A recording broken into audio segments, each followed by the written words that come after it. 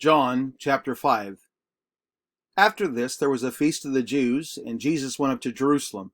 Now there is at Jerusalem by the sheep market a pool which is called in the Hebrew tongue Bethesda, having 5 porches. In these lay a great multitude of impotent folk, of blind, halt, withered, waiting for the moving of the water. For an angel went down at a certain season into the pool and troubled the water. Whosoever then first after the troubling of the water stepped in was made whole of whatsoever disease he had. And a certain man was there which had an infirmity 38 years. When Jesus saw him lie, and knew that he had been now a long time in that case, he saith unto him, Wilt thou be made whole? The impotent man answered him, Sir, I have no man, when the water is troubled, to put me into the pool, but while I am coming, another steppeth down before me. Jesus saith unto him, Rise, take up thy bed, and walk. And immediately the man was made whole, and took up his bed, and walked. And on the same day was the Sabbath. The Jews therefore said unto him that was cured, It is the Sabbath day, it is not lawful for thee to carry thy bed. He answered them, He that made me whole, the same said unto me, Take up thy bed and walk. Then asked they him, What man is that which said unto thee, Take up thy bed and walk? And he that was healed wist not who it was, for Jesus had conveyed himself away, a multitude being in that place. Afterward Jesus findeth him in the temple, and said unto him, Behold, thou art made whole, sin no more, lest a worse thing come unto thee. The man departed, and told the Jews that it was Jesus which made him whole. Therefore did the Jews persecute Jesus, and sought to slay him, because he had done these things on the Sabbath day. But Jesus answered them, My Father worketh hitherto, and I work. Therefore the Jews sought the more to kill him, because he not only had broken the Sabbath, but said also that God was his Father, making himself equal with God. Then answered Jesus and said unto them, Verily, verily, I say unto you, the Son can do nothing of himself, but what he seeth the Father do.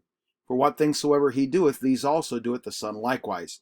For the Father loveth the Son, and showeth him all things that himself doeth. And he will show him greater works than these, that ye may marvel.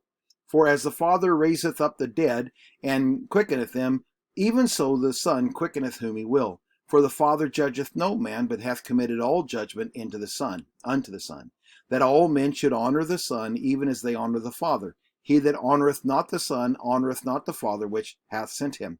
Verily, verily, I say unto you, he that heareth my word and believeth on him that sent me hath everlasting life, and shall not come into condemnation, but is passed from death unto life.